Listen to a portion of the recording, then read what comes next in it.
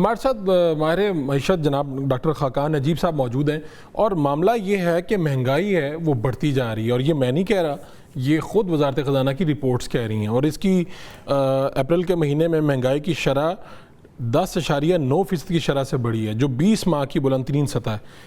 ये हो क्या रहा है, इस सभी पे बात करेंगे डॉक्टर खाकान से। डॉक्टर साहब बहुत शुक्रिया, आपने वक्त दिया हमें शो के लिए। ये हमारे ऊपर तो वैसे जो एक हालात चल रहे हैं आलमी तनाज़ात, उसकी वजह से तो पाकिस्तान में हम रोज़ बरोज़ सुनते हैं पेट्रोल महंगा, अब ये चीज़ महंगी। अब ये जो रिपोर्ट है ये क्या कहती है, अगर मैं आसान लफ्ज़ों में अपने व्यूअर्स को समझा सकूं तो महंगाई की शरह बढ़ी है, क्यों बढ़ी है, कैसे बढ़ी है, ये ज़रा समझाइएगा। देखिए ना, सबसे ज़्यादा तो इम्पैक्ट जो है जो दुनिया ने देखा, $65 का तेल था ब्रेंट जब वॉर नहीं हुई थी, आज $110 का है। और जो सबसे ज़्यादा प्राइस पास थ्रू आया है वो पेट्रोल, डीजल और एलपीजी की कीमत में आया है, राइट।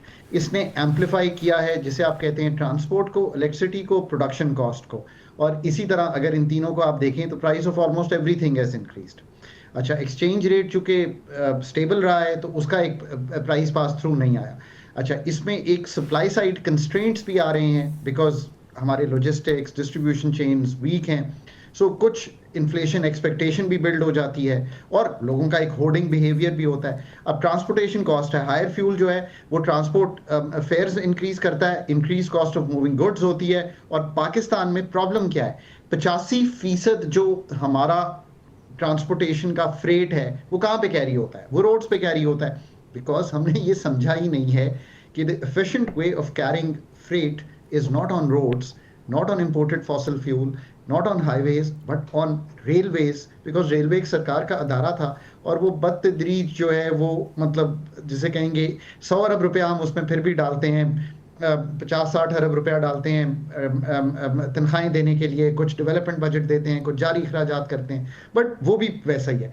ये जो सेकंड राउंड इफेक्ट्स है ये रिटेल प्राइसेस को बढ़ाता है। और जब बिजनेस ये एक्सपेक्ट करते हैं कि कीमतें बढ़ रही होंगी तो वो एडवांस में प्राइसेस इंक्रीज करना शुरू कर देते हैं, ये इन्फ्लेशन को और परसिस्टेंट कर देता है। तो ये एक एक्सटर्नल शॉक है जिसकी ऑयल और ग्लोबल सप्लाई चेन्स का जो प्रेशर है उसने हमारी जो मैग्नीफाई कर दी है प्राइस। अब आप देखें कुछ शॉर्टेजेस हो जाती हैं, टमाटर 75% बढ़ा है एक साल में, अगर मैं सीपीआई देख रहा हूँ अभी, onions 42%, wheat 39%, fuel cost 40% on the average, electricity 34%, gas 23%। So overall अगर आप देखें तो ये एक कॉस्ट पुश इन्फ्लेशन है, उस एक्सटर्नल शॉक की वजह से है।